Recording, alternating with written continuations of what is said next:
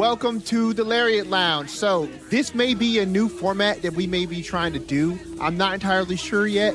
We're going to see how this works. It's probably going to be a little bit less editing and a little bit more of me and Skeens talking freely. So if this works, it works. If it doesn't, then we'll put in a little bit more work and come back with a fresh version of the older format.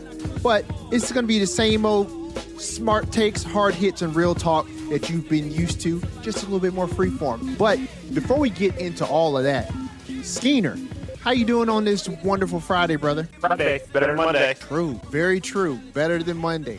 And we're excited to catch SmackDown here in a few hours whenever we're done recording.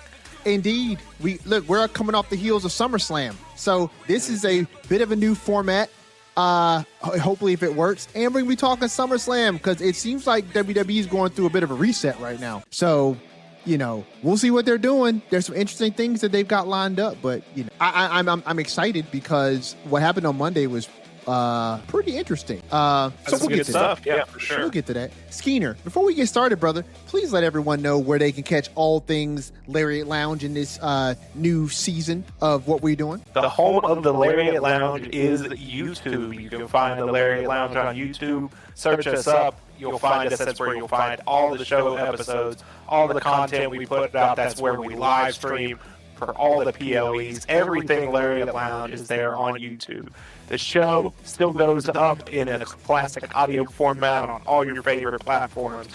Spotify, Apple Podcasts, wherever else you get your shows, you'll find us. You can catch us and grab your merch over on ProWrestlingTees.com. Search the Lariat Lounge. You'll find a bunch of great designs, bunch of good new ones. So go get your merch over there. Follow us on Instagram at the Lariat Lounge Podcast.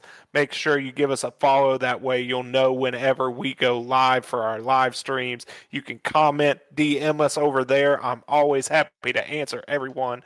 And as always, feel free to give us a shout at the Lariat Lounge at gmail.com. Hey, we're glad that you guys are here. Let's talk some wrestling. Enough with the fluff. Let's get to the stuff. Our boy Joe Gacy is on what's his name's podcast, right? Whose podcast? What is the guy? Why is his name escaping me right now? We talk about him all the time. Van Vliet? Yes. Is he? Yeah, he's on Chris Van Vliet's podcast. I haven't watched it, but I want to take your word for it because I'm sure he has some interesting things to say about like the Wyatt Six and what was going on with that. I'm interested I'll let you check that out for us. And what do you not like Joe Gacy, even though he's like not Wyatt Six? I don't care. I don't care about Joe Gacy. Okay, that's the thing.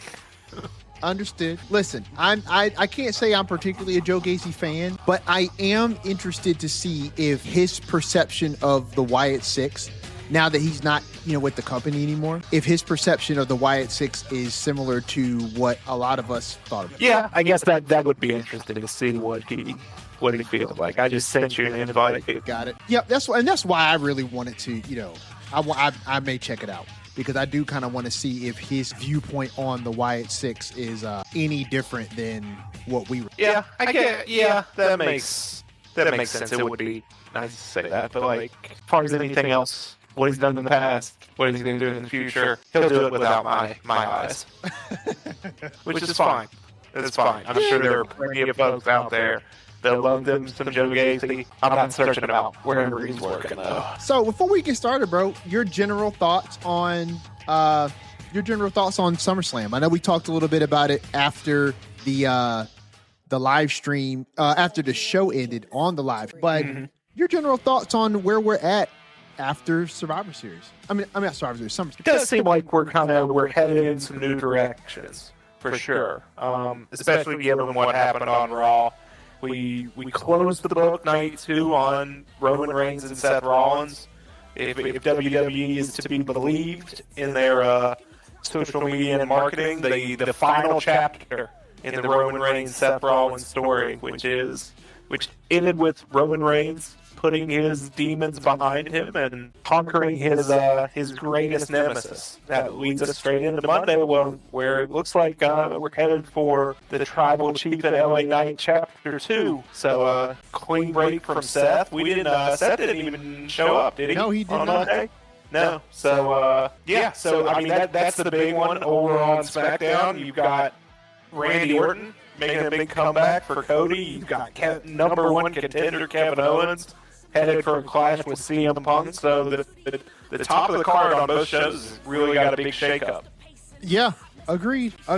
That KO, listen, the fact that we're probably going to get Kevin Owens and CM Punk is wild. It's wild to me. That promo battle is going to be nuts. It's going to be some great stuff. Definitely happy to have Kevin Owens back, that's for sure. For sure. And, I heard something today. So Rhea Ripley, her injury, whatever she's dealing with her knee, is going to require surgery. Oh. They've been trying, apparently, and that was an official release. So they were trying to rehab it. Oh, yeah, I see that she announced it. Yeah, so you were trying to rehab it, but apparently she's going to have to go under a knife to get that fixed. So they didn't announce anything as far as like a timeline for how long that would take for her. So I'm assuming what we're probably going to get tonight is a revoking of the interim status on that championship, and Chelsea Green is going to become officially WWE Women's Champion. So I don't know if they will remove that title, but the interim point, because I think they'll still want to get Rhea Ripley right back in the mix when she comes back. I don't think she will be. I don't think she'll be. She won't be able to do that, right? But we don't know when Rhea Ripley is going to be back. And so it wouldn't remove her from... Here's the thing. I think if Chelsea was interim champion, I don't think that means that when Rhea comes back, that they're just going to take the title off of Chelsea and just give it back to Rhea. Correct. They're going to have a match the same way they do in, UFC or other combat sports, where there's an interim champion. They are the stand-in champion essentially until the injured champion gets back, and then interim champion fights the former never beaten champion, and they go from there. Yeah.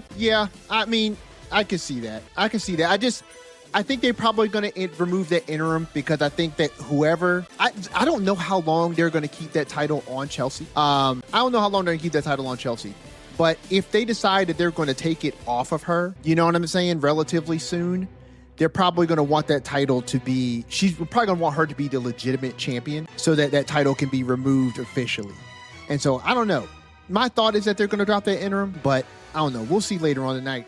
I don't think it matters one way or another. No, not for... Doesn't change what's going to happen. No, so do you think that they're going to take that title off of her soon? No, not at all. I think she'll hold. I think she may hold it until Rhea gets back, which would be... I mean, it depends on how severe this alleged meniscus tear is, but maybe a month or two. Yeah. I mean, I think this is going to only serve to help Rhea because I think some time away can lend some fondness. Plus, you just got Becky Lynch back. So, not that you don't want to have big superstars at the top of both those titles, but I don't know, man. Not just Becky Lynch, Stephanie McCare, too. Yeah, well, Stephanie's back, too, right? So, and they're in the same title picture, right? So, kind of history has kind of just shown us recently that you typically don't have, at least in the women's, it's hard to make one of those titles feel bigger than the other. No, let me rephrase that. It's hard to have both those titles really occupying that spot where people particularly care about both at the same time and at equal measure. And so giving the World Heavyweight Championship title a bit more juice right now with Stephanie McCare, with Becky Lynch, Liv Morgan, still holding the championship. There's enough room right there to allow Chelsea Green to have a interesting WWE Women's Championship title. Who you put her against? Dude, I would love for Chelsea to win some matches as WWE Women and just give the fans what it is they would really love to see from Chelsea, which is for WWE to treat her with a little bit of respect. And even if when Rhea comes back, you have Rhea challenge Chelsea and Rhea, you know what I mean? Like, even if you do that, you give her a better title run than what you gave her husband when he was Intercontinental champion back in the day. I think he won the IC championship or something. Yeah. And they took the belt off of him within days. And, I don't know. Do right by her because the fans really are behind Chelsea. They really like Chelsea. I really like Chelsea. So, okay. So let's go down this card real quick for SummerSlam. So, yes, sir. We started with the Sami Zayn versus Finn Balor, which Nick Aldis, Are we? Is this? We start on night 2? Oh, I'm sorry. Oh, This is started on night 2. Yeah. This okay, hold on. Let me scroll down because I'm sure that night for there. Yep. Okay. So we started with EO versus Liv, and Liv comes out on top. Just beats EO clean. Now, do I think that this is going to hurt EO at all? No. And if you watch Monday Night Raw, it clearly seems like the whole point of keeping the title on Liv was because of what they had planned for Becky Lynch and Stephanie Vaquer to come. I don't think they may have thought that that this would have been as interesting, possibly, with EO in it. Though, I mean, EO seems to hold her own in these feuds. But then what do you do with Liv if you take the belt off of her? And it's going to be more interesting. Let's just be honest. It's going to be a little bit more interesting with Liv and Stephanie and Becky in the mix. So, yeah, she just goes over clean. But, Skeena, your thoughts on this match? Yeah, it was a really good match. I liked it as we were watching it. I mean, it was kind of clean. I mean, Raquel and Roxanne came out there. But, yeah, I mean, It's interesting that they had Io win Queen of the Ring and then she has her title match and loses. But I mean I think sometimes that is good in booking, that things like in Queen of the Ring and Royal Rumble and Money in the Bank aren't 1,000% guaranteed. Yeah. Like, I think not recently, but in the past, WWE has fallen into that trap where, like, okay, you win the Rumble, you're definitely winning the title at Mania. Or like Money in the Bank was a 100% cash-in rate. Still is pretty darn close. But I think adding some variability there, and I didn't mind it. I didn't necessarily think Liv's reign needed to end because that was her first title defense. Right. And knowing where they are going with it, this kind of Liv and Becky and Stephanie, like, I was excited when it was just Becky, but now Stephanie's back in the mix too. Right. I think the proper call was to leave the title on Liv. So I was fine with the decision. Is it just me, or did it seem like the Queen of the Ring victory by Io really took a backseat in this entire? Because by the time we watched SummerSlam, I forgot that the reason why she was even challenging for this was because she won. So yeah, it definitely did for sure. So Io losing, it almost did not seem like a bad idea at the time. Yeah. Because I almost honestly couldn't even remember why she was competing for it in the first place, except for maybe there was nobody else. But like you said, and that's the truth. This feud moving forward with Liv and Stephanie Vaquer and Becky Lynch all vying for the title. I mean, look, Becky was in rare form on Monday with her commentary towards Liv and her not being the best women's champion in the Judgment Day and not even being the best women's champion to sleep with Dominic. I mean, listen, I'm sure Becky gets cleared for a lot of things because they trust her with a lot of stuff. And, you know, Becky is top tier. So, you know, having her in this feud is just going to make all of this even better. So I ain't mad at it. No. And I enjoyed the match. I thought it was good. I really did. I thought that was a good one. Agreed. So we got LA Knight. Let's hit a couple of these matches and then we'll jump into our next online match. The 6-man. So obviously LA Knight, Solo Sikoa, and Royce Keys defeated Jimmy Uso, Jay Uso, and Jacob Fatu in this 6-man tag. Look, I felt like this was a reset, right? Like SummerSlam was a reset for a lot of things. Are we going to the next stage in what is Bloodline 3.0 in their storytelling? Possibly. LA Knight is now challenging Roman Reigns. I guess he's going to be the next challenger for the World Heavyweight Championship. And then we can go ahead and spin off into this too, right? Royce Keys took on Jacob Fatu, where Jacob Fatu apparently tries to kill Jacob in their match on Monday. I like this version of Jacob, and I wish we would do more of this version of Jacob. Like, I liked when he broke away from Solo, and he was doing his kind of like hero character run.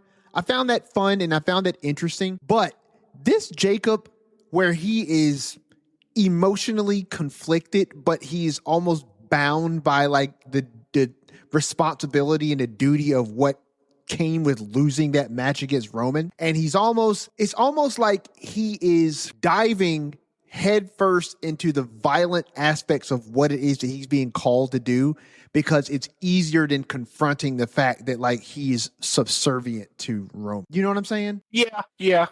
Although I think that may be a little deeper than the storytelling they're going for.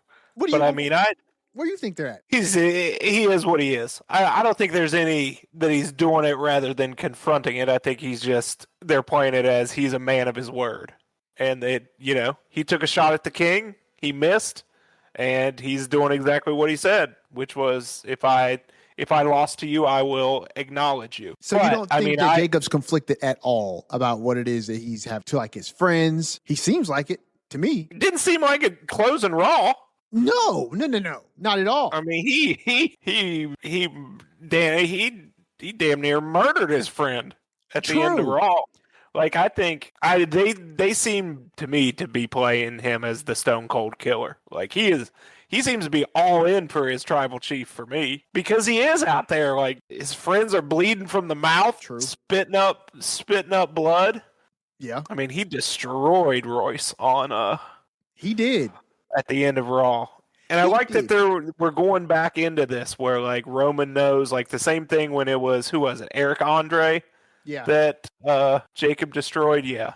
That Roman knows he has essentially the keys to this monster to unleash whenever. And see, so I see that, right? I get that too.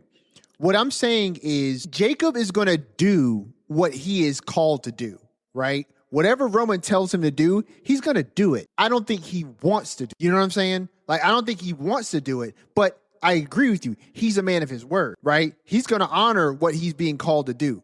And if Roman tells him that he's going to have to, take out Royce, he's going to warn Royce, because I don't think he wants to hurt Royce. I don't think that he's flipped the script now and now he's like evil to his people. But if you get in the way of what the tribal chief wants, I'm going to put you down.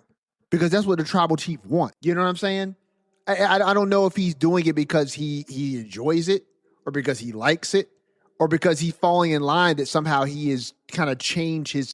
To me, he's not like Jay, right? When Jay fell in line after Roman beat him, Jay seemed more like he had a change of mentality. You know what I mean? He had a change of mentality, and now he is on board with whatever the tribal chief is saying, because Jay's mentality has shifted. But I don't know if Jacob's mentality has shifted the same way Jay is. And that does draw an interesting juxtaposition between how Jacob looks at Jay, right? Versus what Jacob is doing as Roman's right-hand man, currently in the bloodline, which is, ironically, the role that Jay used to have in the original bloodline, right? It feels like they're going at it differently, not with regards to the action. They're going to do what Roman said, but where Jay fell in line and he's in line with Roman's thought process, I don't think Jacob is, but I think he's a man of his word and he's going to do what he's told to do. And I think that confliction is the really interesting dynamic that you see in his action. And it's like, man,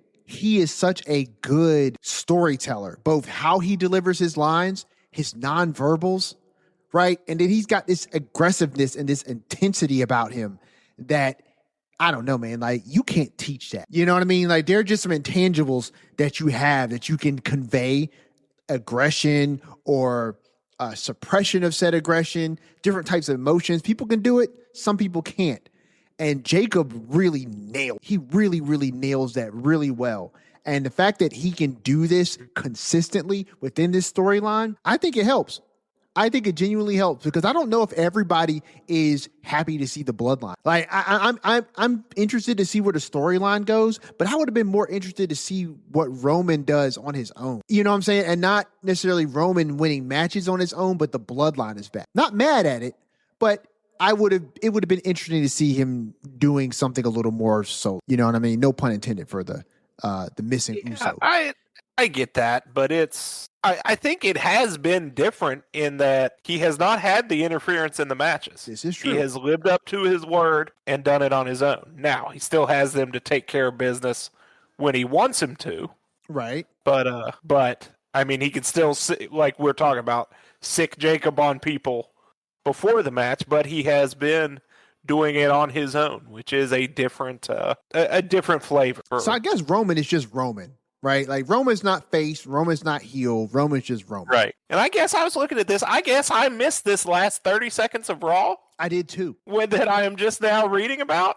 Yeah, the I Rey swear I Mysterio missed thing. this. Yeah, I swear I missed this. I missed it too. And I guess, so I guess to end Raw, or maybe I looked away, or maybe I just turned it off. But whatever it is, that was my bad, because I guess we are getting Roman Reigns defending the World Heavyweight Championship against the winner of this AAA tournament. Yes, we are. In Mexico when Raw goes to Mexico City here in 5 weeks. Yeah, so they're going to have probably a decent tournament over the next 4 weeks. It has been announced, yeah. So they announced eight participants: Penta, Laredo Kid, Psycho Clown, La Parca, Dragon Lee, El Hijo de Dr. Wagner Jr., Rey Fenix, and El Fiscal. That's more than 6. This you said 8 participants. That's right? 8. Okay. 8-man tournament. Okay, so if I had... some of the so for the first round, 2 matches on Raw and 2 on AAA. Okay. Or 3 on Raw.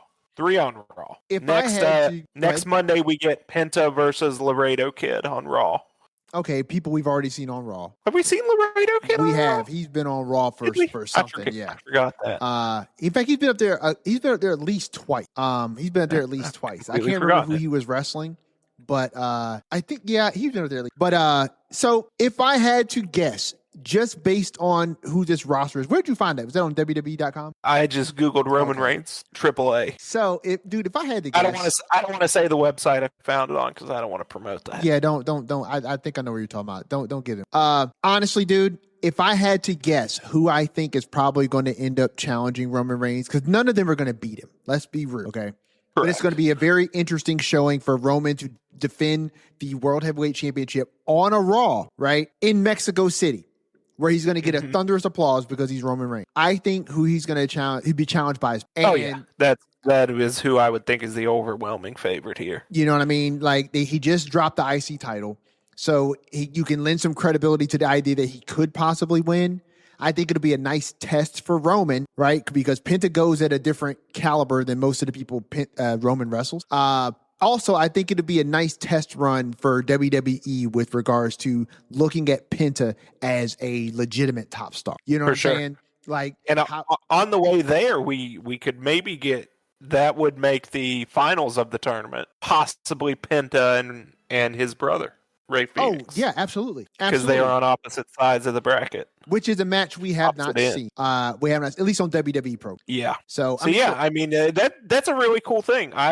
I'm sad I missed that. Yeah, this business proposal Ray offered him, but now knowing what it is, which honestly, very cool. That legitimately, when I watched the little clip of that, it legitimately looks like a freaking WWE My Rise scene.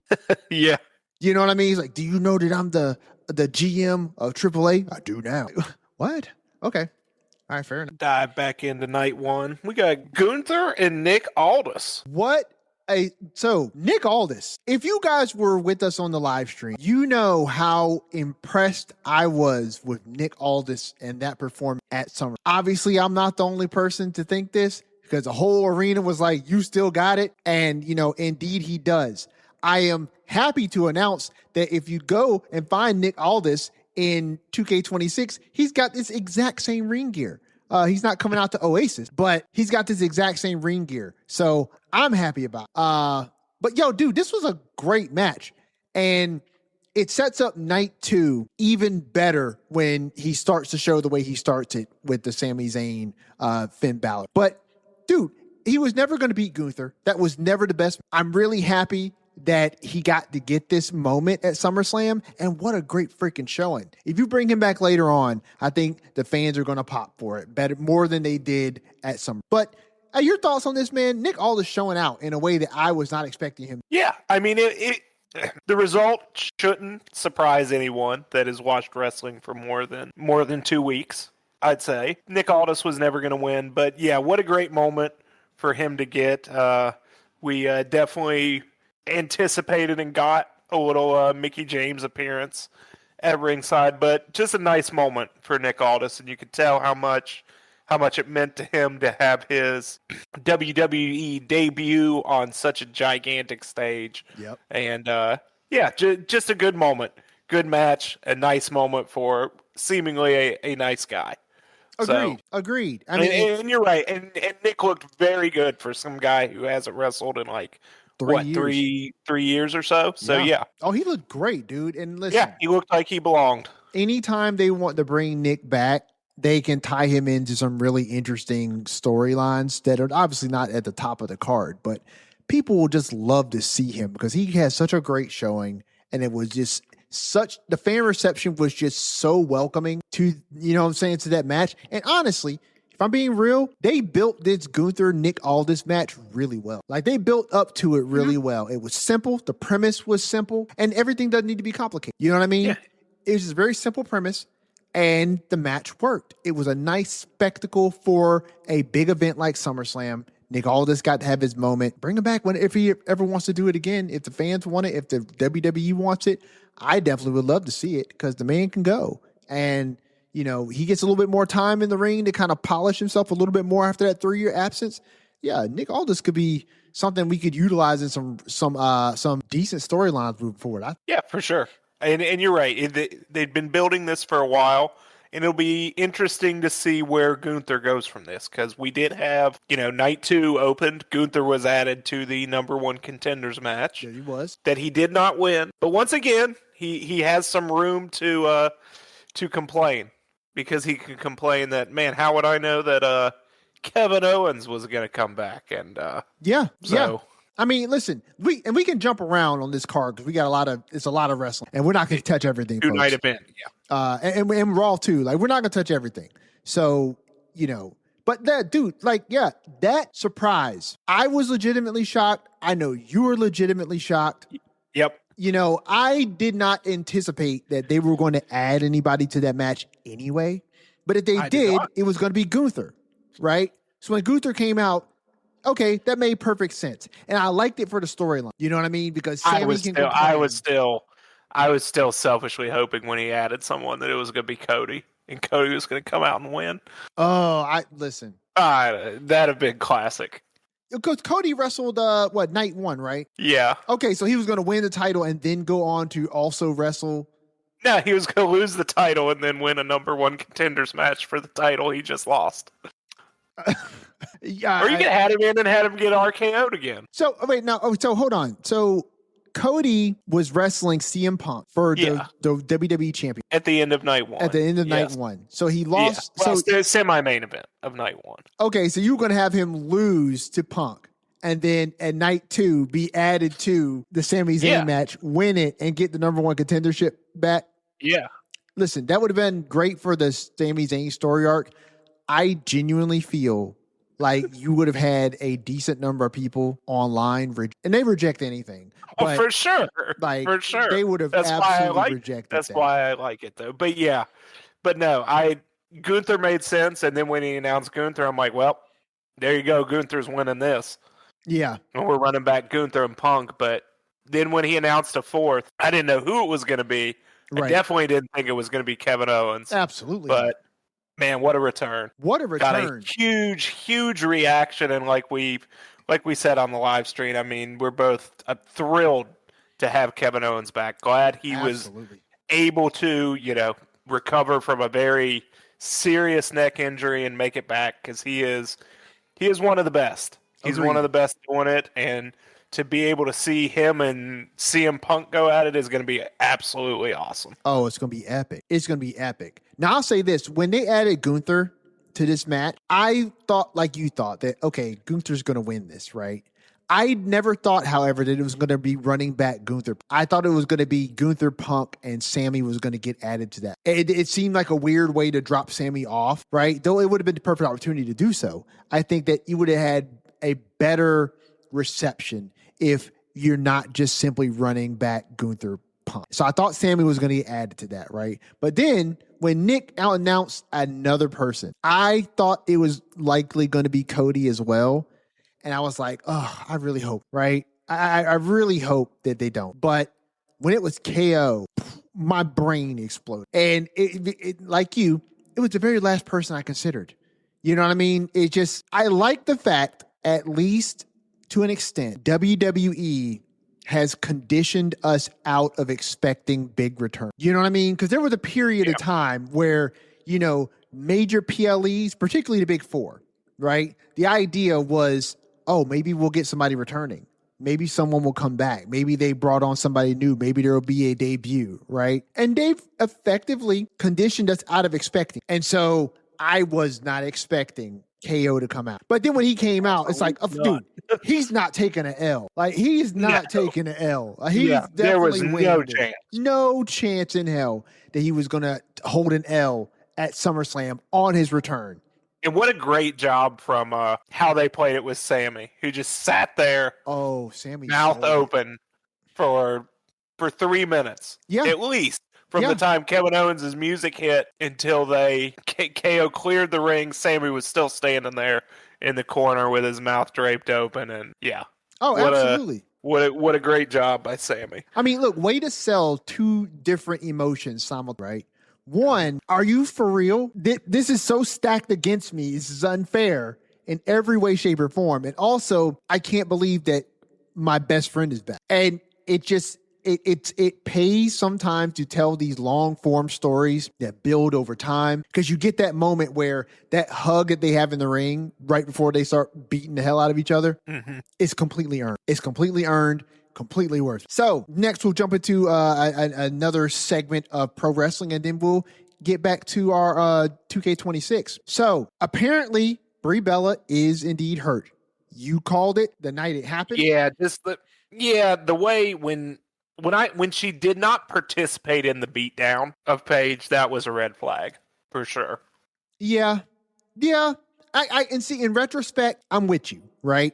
I heard somebody talking about it earlier today, where they were discussing how Brie was approached by WWE personnel, right? The black early in the match when the injury happened. And apparently, according to these sources, Brie shrugged off ending the match. I think Brie said something when she announced that she was injured. She was like, don't know how I finished the match. But yeah, she shrugged certain things off. And in one instance, she took like a front-facing bump after breaking her I think broken collarbone, right? Yes, like a clavicle. Yeah, medical terminology. Yeah. Yes. And and she took a front face bump, and apparently she tried to, eat it away from the injury, but dude, you're props to her for finishing that, because holy smokes, I can imagine maybe if I was a pro wrestler, my mentality would be one of a pro wrestler, right? Which is, if I can go, I'm gonna go. I'm gonna finish the match, right? But in my current state as a podcaster talking about pro wrestling, not sure if I would have soldiered. I don't know, but I'm not living that parallel time. But shout out to Brie, right, for soldiering through that, because that's absolutely. Yeah. And listen, who knows how long it's going to take for her to recover. I heard, however, that the plan could have potentially been what we were talking about, which was the Bellas with the returning AJ Lee to tag with Paige against the Bellas, which in my mind, no, I don't want Paige in another tag team. I don't either. Yeah, we've clamored for weeks and been like, can we get Paige on her own and have her stand on her own and do some stuff? So I'm with you. We did not need to do another nostalgia trip angle. No, let's see where she's at in the current day. Yes, and you get to do Nikki in this feud in a way that you weren't able to do at all before, because she was injured, right? And now, unfortunately, Brie is injured, and obviously this wasn't. But we get to roll with this punch and have Paige go one-on-one with, right? So now you get a spotlight on the other Bella, right, who didn't get to participate the first time. And you get to put Paige in the spotlight that she hasn't been in by being on her own.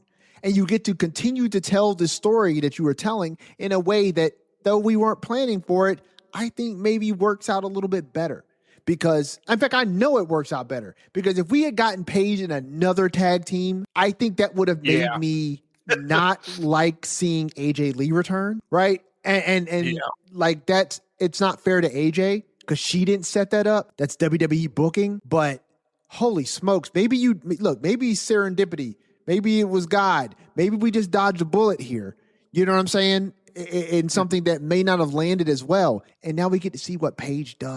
And that's what we've been wanting. So, maybe you can now put Paige in a position where we can set her up to be a contender, you know what I'm saying, in some of these singles title. Because listen, Rhea Ripley's injured. It could be a John Cena thing where she's back in like 3 months, right?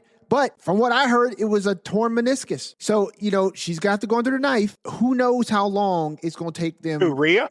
Yeah. Yeah, Rhea torn meniscus. That's what I saw. So it's like, who knows? It could be 3 months. Listen, we thought that the broken thumb of Bianca Belair was going to be something she recovered from in at least 6 months, but it took longer than that. And that was before we found out she was pregnant. So, who knows?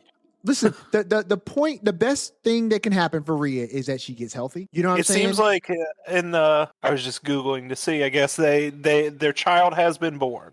Oh, awesome. And maybe that's why we haven't seen the Street Profits lately, because you give the man some time to be with his new. So, next week I expect them on my television. Oh, come on. These people have paternity leave, man. I don't do a baby podcast. I'm not a fan of the babies. Listen, and you weren't covering the Street Profits anyway. So let the man have some. Yeah, because he's out there having babies. Let him have some paternity leave, man. And listen, the tag team division ain't doing nothing. No. So R-Truth and Damian Priest are still holding those titles, but they did not even defend over SummerSlam weekend. I saw Haku recently. What does that got to do with anything? Tag team division's popping off. Man, he needs a tag team partner. Unless he's tagging with one of the Usos. I don't see that. He showed up. He was with Tala and Tama. Listen, he ain't doing nothing. Right? Listen, make this up. So right? Haku and Rikishi, maybe they can get together. Down with it. Made the mistake picking up my phone and opening Instagram, and I got spoiled on something from SmackDown. So just be warned. Things are out there. Oh, so something significant. This is a SmackDown after. I mean, I don't want to get like your hopes super high, but it's something kind of fun that I wish I hadn't have seen. Huh. Okay. All right. I'm still interested to see the context in which it happened. There we go. Just like we saw last week for the final time. So he said. That's confirmed by the man himself. When did he say that? He went on Pat McAfee's show. Oh, yeah. On either Monday or Tuesday. I think Tuesday. What he said? And said he's retired. As far as in-ring and any other sports competition goes, he is done. So you think if Saudi Arabia calls, he's not going to come out of retirement? I think he may headline the Hall of Fame class. I think if Saudi Arabia calls, I think he'll be like, yeah, I'm retired, so you're going to have to make that check real big. Yeah, I mean, I'm sure there's a number, but I don't know. Maybe they're hitting a number for Brock Lesnar. Maybe. Get him out of his Canadian farm may take more than anyone has. I mean, if he's really done. I think he is. I think he went out the way he wanted to go out. And if, like I said, reports are to be believed, he's a very big fan of Oba and kind of took him under his wing a little bit. Yeah. Which is cool. Probably won't, but wouldn't that be cool to see like on the next season of Unreal? Agreed. Like kind of behind the scenes Brock. Yeah, something we really haven't. Yeah. Cody Rhodes loses to CM Punk. Yes. Due to Randy Orton resurfacing. Randy's back. Out of nowhere. Finally. And gives us a clubbing RKO to give Punk the victory. So obviously we're going to be following up with what we did not at WrestleMania, which was Cody versus Randy straight up. It turned into the Pat McAfee show, which genuinely can.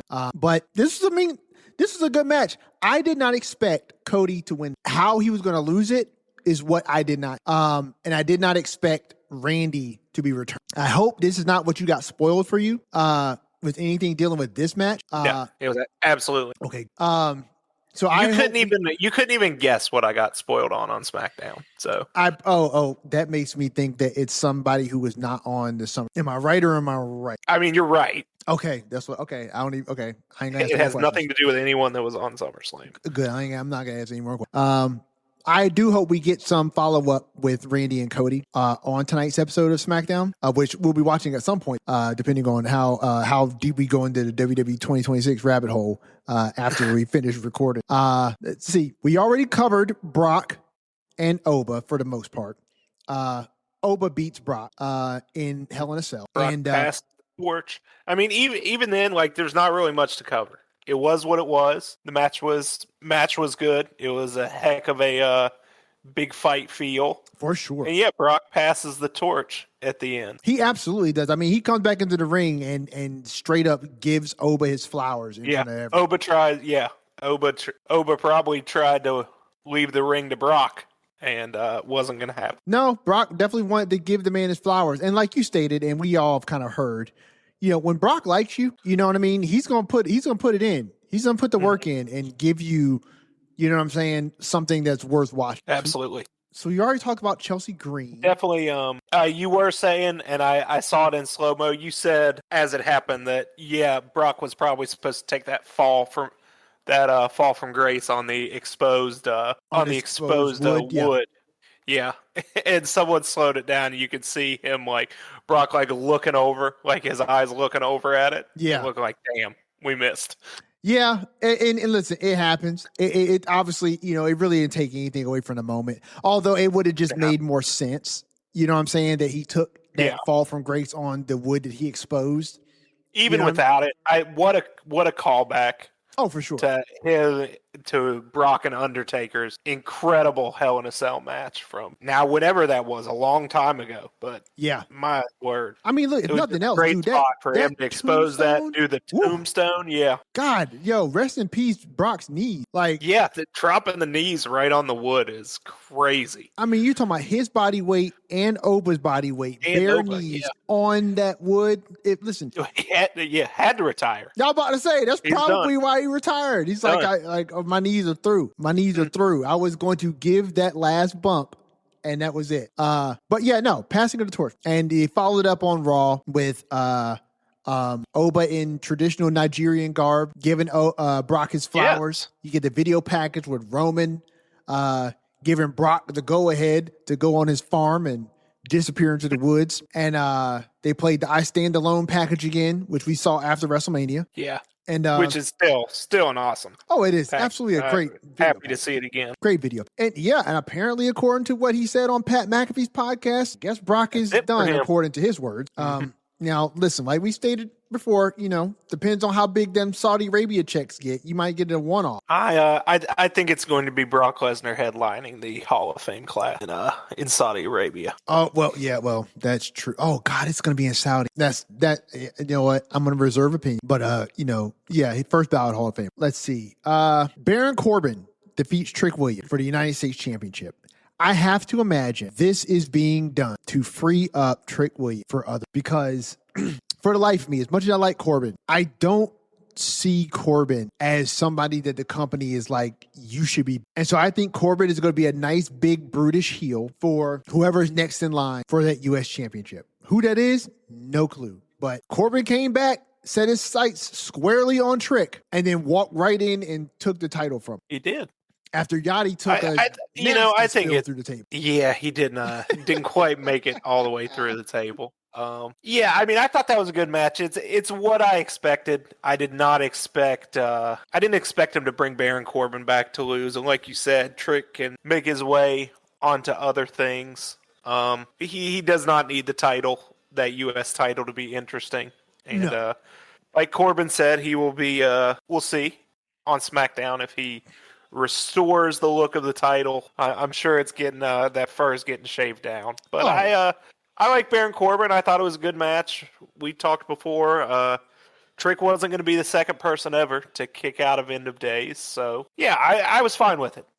Trick is definitely, we've got Money in the Bank coming up. Yep. Will be a prime contender. Yeah. As will, I don't want to brush by it on Raw, because we already went over Oba Femi, but we get a stare down between Oba and Braun Breaker. Ooh, buddy. Ooh. Just as everyone on the internet was crying and complaining about, cooling off Braun Breaker. Braun Breaker has been left behind. Like, just chill. Yeah. And now here we go. Oh, yeah. Talk about a clash of the Titans. Oh, and then it got even better after the stare down and after Braun destroys Joe Hendry. Yep. He then has a confrontation with Paul Heyman. That he does. Later in the show. Asks him where Oba is, and Paul says, now why would I know where Oba is? He said, and Braun said, that's your new best friend, isn't it? So, yeah. So Braun does not take kindly to Paul giving Oba his flowers. after No, he beating does Braun. not. And Braun Breaker does such a really good job of like passive aggressiveness is not passive. Yes. You know what I mean? He does such a good job of that. And we were talking earlier Yeah. in the show Because, about like the intangibles, right? And we were talking about the intangibles of Jacob Fatu and that intensity that Braun is another one of those people where it's like, dude, you can't teach that. That like you just have that ability to emote that way. He does it so well. And that stare down between him and Oba was so freaking, it was so intense. And yes, it was partly contributed to by Oba, but brother, Braun Breaker was staring a laser-filled hole through the back wall of the Titantron. Like, Oba been gone. And, like, we went on commercial break and came back, and Braun is still staring a hole through where Oba used to. And Joe Hendry got a little bit of offense in, caught Braun slipping and leapfrogged over him, and he ran into the stairs. But then Braun got his wits about him and freaking speared Joe Hendry in half, pinned him, and then immediately went back to staring at the spot where Oba was. Yep. You know, which was awesome. And then just walked off and left his tag team partner out there to beat up Joe Hendry, right? Yeah. But like, he immediately goes to the back and is looking for Oba. And the reason why, folks, the reason why he is so pissed off is because Oba apparently believes he's the leader of the new school and Braun ain't happy. And that's what got him so angry. I love the fact that Braun Breaker is such a freaking hothead loose. You know what I mean? Yeah. He's so in tune with who and what this Braun Breaker character is. Yes. And he's doing a great job. I mean, and I don't want to say all concerns were unfounded about Braun Breaker being lost in the mix, but like, you just got to give it time. Like, he was on such a trajectory and then he got injured and then plans have to change. So like, just because he comes back, just let the plans play out. And now here we are. Because what better, more high profile clash could you ask for right now? Agreed. Oba Femi and Braun Breaker. Oh, agreed. And I'm assuming that's what we're going to get next because Oba doesn't have any dance partners until Mania. Because let's be real, Oba's next real dance partner is probably going to be, and they're not going to do that at any other PLE besides. And so he's got to have a contender to go up against in the interim, and what better person than somebody who you believe is next up, and that's Braun Breaker, right? I firmly believe that either we are going to get Braun Breaker breaking away from the vision and just like dissension of the entire group, or he's going to bully Paul Heyman into being his. That's what I would love to see. I would love to see Braun bully up, and that's one role that we haven't seen Paul play, right? He's played the advocate. He's played the wise man. He's played the manager to Seth Rollins, right? So he was like plotting and scheming because he felt like he had been overlooked by Punk and Roman. But we haven't seen Heyman as the hostage. You know what I mean? Where it's like Breaker's like, you're coming with me. And Paul is delivering messages against his will because he's afraid of Braun Breaker. And that would be in my opinion, that's the perfect way you juxtapose the imminent presence and menace of Braun Breaker against the crowned next big thing in Oba Femi. You know what I'm saying? In a very different way. Like, he is the other top guy, not because anybody crowned him, but because what are you going to do to stop it? I love the angle. But I don't think we're going to... I mean, we're eating good with it, that's for sure. We absolutely are. So we got two quick things to touch on, and then we will get to WWE 2K26. We'll probably wrap this episode up, and then you and I can keep playing. So Penta drops the title to Gable. Yes. And obviously, we were talking about this earlier because Penta is probably going to be the person that's going to end up wrestling Roman after that Lucha tournament in Triple. Obviously, I think this was probably the match. If somebody was grading match of the weekend outside of like storylines and stuff like that, I think this is an easy one. You know what I'm saying? Like, just the quality of the match was. I thought Io Liv was better. Did you? To be honest, yes. Okay. Yes. I definitely felt like if I was just going blow for blow with this, I feel like Gable and Penta took it. But that's not Don't taking get me anything away wrong, from it was Eon. great. I just thought Eon Live was better. I don't even remember what happened, if I'm being honest. But then again, to be fair, I don't really remember a whole lot of what happened in Penta and Yeah, I was going to say. You know what? Let me ask you this question real quick. Yes. What are your real thoughts on 2-night events like WrestleMania and I think it should SummerSlam? just be WrestleMania. Okay. They're fine. I mean, if you're going to do SummerSlam, okay.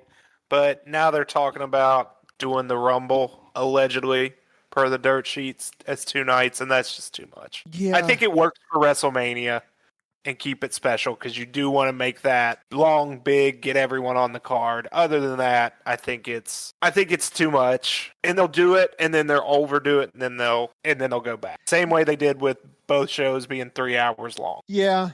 They did it. It's too much, and they'll go back. I mean, the unfortunate part is we have to deal with it in the interim. But I mean, my fear is that as long as the revenue is still good for them, that this is not going to be something that they're going to peel away from relatively easy. But in my personal opinion, though, I like it. I like the 2 nights because I love wrestling and we get more wrestling. But there are definitely some times where I feel like WWE can kind of suffer sometimes from too much wrestling on them. And I agree, if you're going to do it, reserve it for WrestleMania. Do it 1 night. But like, I don't see the need of doing SummerSlam 2 nights. I didn't think we needed 12 matches. I don't. I don't think we needed 12. Like, honestly, as much as I like Gable and Penta, dude, we listen, we could have tossed Danhausen and Dominic. Like, we didn't need to have that. That could have really been on a pre-show. A number 1 contenders match. Granted, it gives us a big Kevin Owens return. But yeah, I mean, 12 matches is a lot. It's a lot, man. And then it's obviously too much for 1 night, which they aren't going to do it 1 night, but you're right. Like, was all of that SummerSlam worthy? Arguably, yes. I mean, I get it. It's changed. I'm not a fan of the 2 nights aside from WrestleMania. Yeah. It was interesting that the entire concept was born from COVID times, essentially. Yeah, because you didn't want to have as many people in one space at a time. And so you split it up on 2 nights so that the wrestlers can be not all up on each other the same night, even though you're literally wrestling all up. But I get it. My thing is this, dude. This may be an unpopular opinion, but I did not enjoy. Well, I mean, I enjoyed it as much as anybody else. I had my complaints when WrestleMania was like 4 hours. I used to have my complaints about that because it's like it's an endeavor. 2-night WrestleMania. I mean, 6 hours. It was like 7 hours at its longest. Was it 7? From the start of the pre-show to the end. Yeah, like WrestleMania 32 or something. Was it 32 that was that long? I'll look it up. Whatever the case. It's WrestleMania. It's way longer than 4 hours, man. How long was it? WrestleMania 35, including the pre-show, 7.5 hours. See, the pre-show probably lasted 2 hours. Over 5 hours for the main card. Okay, so I feel like you could do a sweet spot of 4 hours. Yeah, I think 4 for WrestleMania. Like if you did 4 hours WrestleMania that's one what it night. kind of was back in the day. Like you'd have regular pay-per-views would be between 2.5, 3 hours. Yeah. Then WrestleMania would be 4 hours. That was great. That was great. So too. Not every match need to be on WrestleMania. They just didn't. I'm with you, man. They just did. So back in my day, if you weren't on the card, you hustled out there in your Raw or SmackDown T-shirt at the beginning of the show and got into Battle Royal, baby. That's what you did. The Andre the Johnson. Back in my day. Andre the Johnson. No, they didn't even call it that. No, they didn't. It was a dark match, or maybe that was before pre-shows. You know where you'd see that? You'd see that on the DVD extras. True. You'd see them all out there in their brand T-shirts. Somebody'd win, and nobody knew except the people there and the people that read the dirt sheets. Yeah. And then last, but certainly not least, World Heavyweight Champion Roman Reigns defeats Seth Rollins. I was certain that Seth was going to beat, but in light of the fact that apparently they are billing this as like the end of their rival. Okay, Roman had to go. Yeah. You know what I'm saying? Like Roman had to go. I get it. I think the match was pretty good. I thought the story that they told was really good. I don't know. Honestly, Skeeter, I don't know how I feel about the ending when with the Shield fist bump and the mask it's stand in for Ambrose. Like, I get it. Nice homage. And I'm not saying that I feel like Seth and Roman should leave still being enemies. I don't know. It just did not seem to fit the narrative that they were telling throughout this story. Like, it didn't seem to fit the narrative that there was underneath all of this a mutual respect for. And yeah, so, I get that. You know what I mean? It was like an abrupt, it was an abrupt change to the mutual respect, but it wasn't bad. You know, you see it all the time in any storytelling medium, in that the enemies bond through the combat and earn a mutual respect. And if it is the last time, like they're billing it, I did think it was a fitting ending. And I never wavered. I knew Roman was going over. Mostly because you posit it, and you for yourself, you lay out all these like great, interesting stories of like, yeah, what would it be for the Roman Reigns character if he has a foil that he can never beat? Is that interesting? Yes. But I think you forget that, like, brother, in the Harry Potter movies, Harry Potter ain't gonna lose. This is the Roman Reigns movie, whether you like it or not. Until it's not. But right now, brother, it is. Yeah. It is, and it's full speed ahead. Because, like I said, if we are full speed ahead to Roman and Oba, which we seemingly are, I think we seemingly all want to be, he wasn't going to lose this one. I agree with that. If we're headlong into what is going to be the real changing of the guard here, which will be probably a 3-match series, because that's how WWE likes to do, right? I think it'll be night 2 of Saudi Mania. And Roman's gonna put him over, and that's it. You think it's gonna be a one and done? Like so Brock got 3 and Roman will get 1. Yes. Cody and Roman got 1. That's a lie. They got 2. They got more than that. Well, once he beat him, I think it's a one and done. If it's one and done, I think it's a clean cut. Here's the guy. Here's the new guy. I mean, it's possible with the momentum from the rub you get from Brock, right? Then yeah, I could see it in one way, but then at the other, it's like playing off of the point you literally just made. If Roman is the guy of this era, you don't beat Brock Lesnar in the best of 3 and then topple Roman. And I don't see it. That would have been a better storyline for what happened with Brock.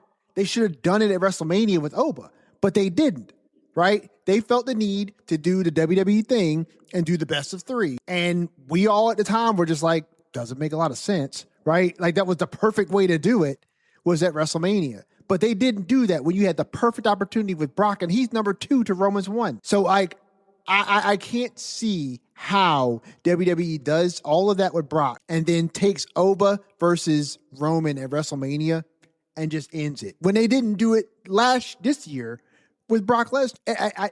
If they do it, they do it, right? I think I just feel like you're going to have Oba and Roman go head up at least twice. And if you really want to make it definitive like that, have Oba beat Roman twice in a way that he didn't do with Brock. It's possible. I just think it's going to be Roman's going to put him over, and once he puts him over, he's put him over. The same way it was with Cody. Well, Cody took a little long. Twice. Yeah, but he beat him the first time. You know what I mean? Like, I think once Oba beats him, he's beat him. Well, hold on. Now, technically speaking, Roman, Cody went head up twice. Yeah. But for real, they went up 3 times, right? He wrestled Roman at 39 and lost. Yeah. Then he wrestled in the tag match with Seth. Oh, this doesn't count as a right. This does not count as a best of 3. I said it did. I said technically speaking, it was only twice, right? Or realistically, it was only twice. Yeah. But technically speaking, it was 3 times.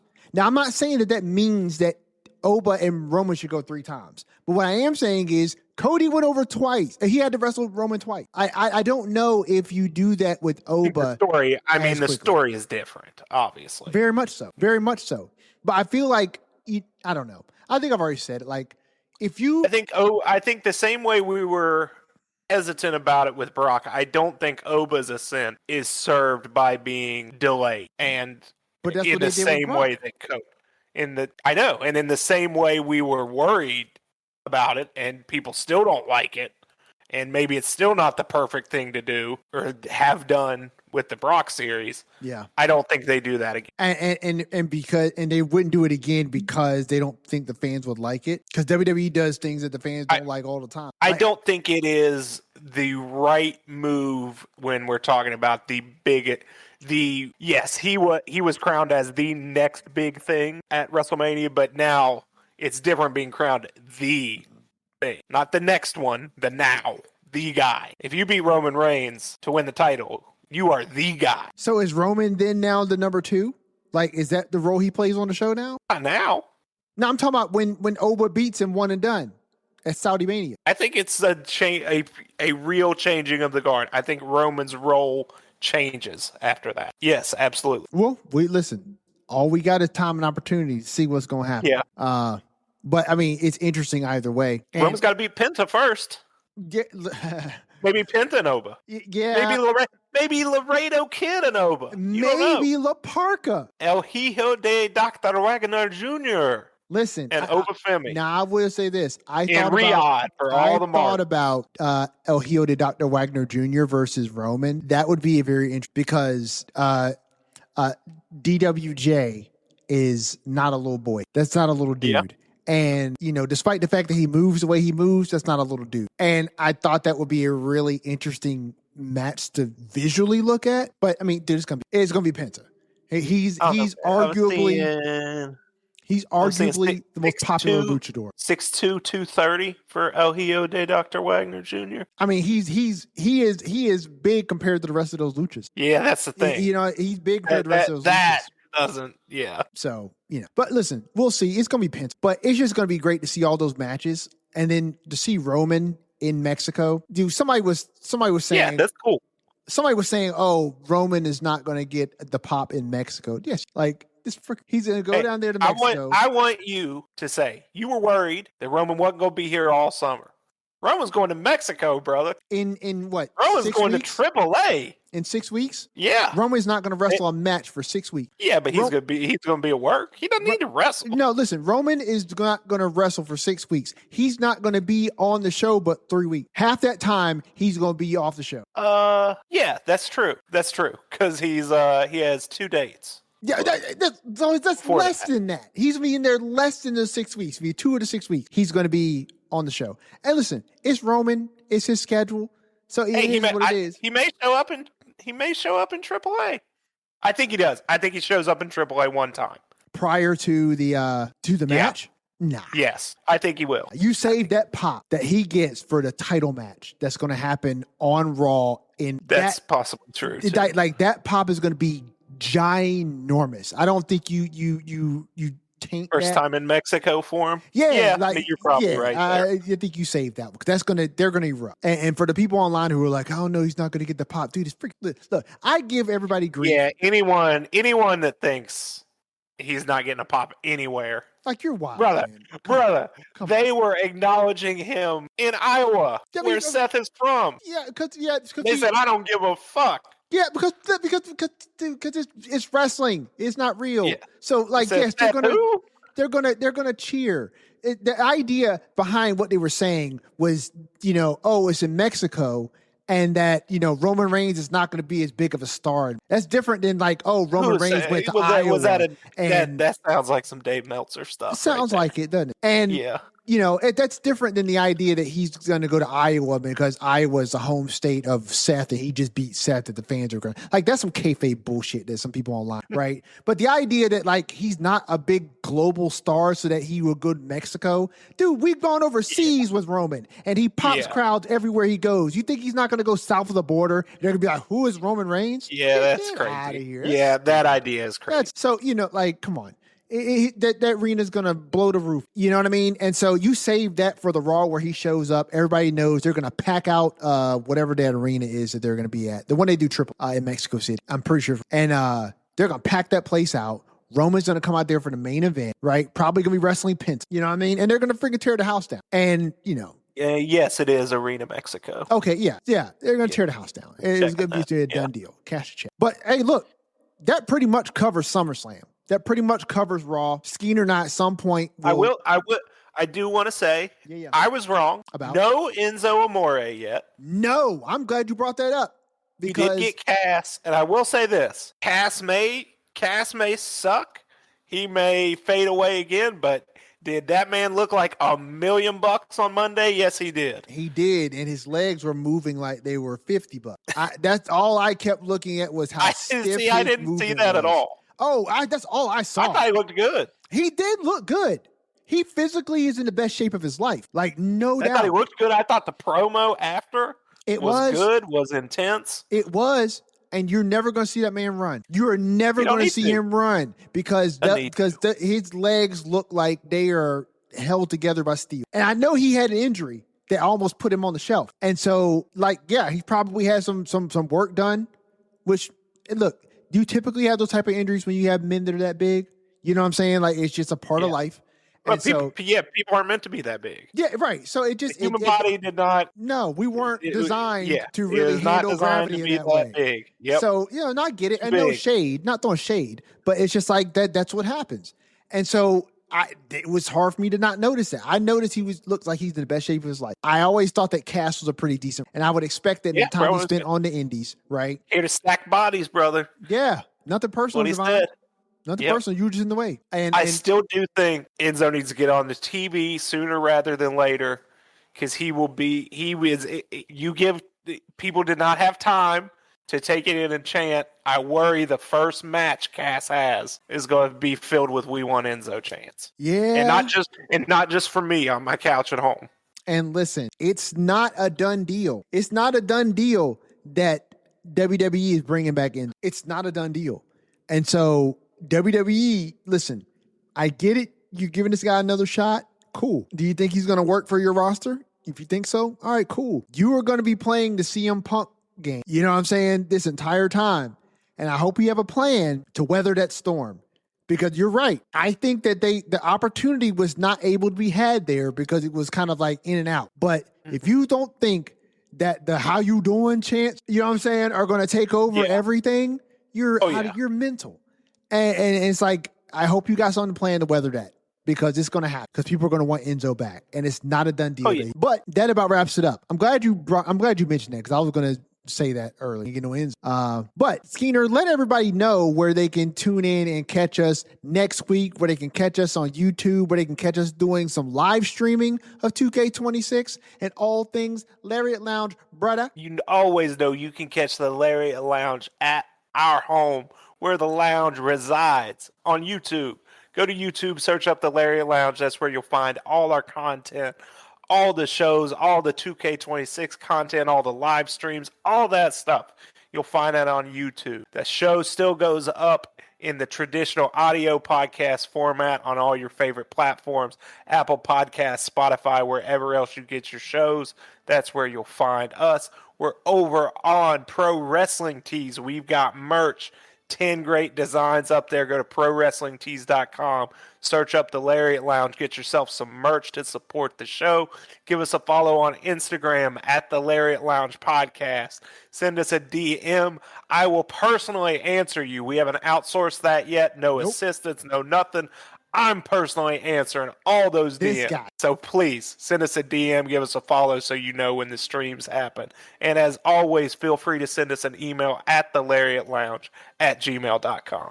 I've decided something as well. I'm going to be adding a little something to the end of each show. For those of you who buy merch at the end of each month, the last episode of each month, I am going to shout out all of our executive producers who help keep this show afloat, right? So I'll be taking a list when I see your name come across on the ledger, because it comes across like via email addresses, who purchased what. And usually I'm able to deduce who they are. And if not, I'll read out your email address. No, I'm not going to do that. That's crazy talk. I will give you a shout out as an executive producer.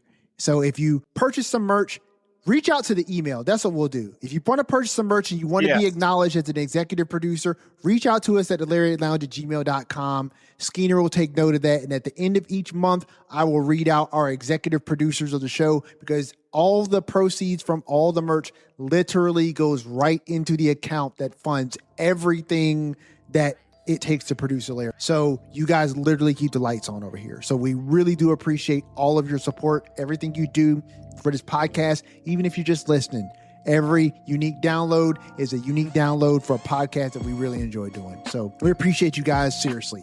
Thanks for hanging out with us, for kicking it with us on this experimental episode of the Lariat Lounge, which I don't know if we're going to continue. We may do this again, we may not, but I want to try something different. We're always trying to do something new. Always happy to mix it up. Absolutely. So we appreciate you all. From your host, Everson Godfrey, Andrew Skeens, this has been another edition of the Lariat Lounge. Please watch yourself on the way out.